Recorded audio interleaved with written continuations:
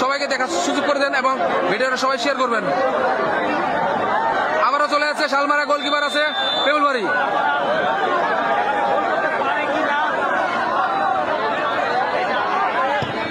ও দেখছেন কিভাবে বল goalkeeper save করার কোনো চান্সই নেই। কার কপালে আছে আজকে ওরাকাটা মডেল ফুটবল টুর্নামেন্টের ফাইনাল ম্যাচ এবং ফাইনাল ট্রফি 1 লাখ টাকা।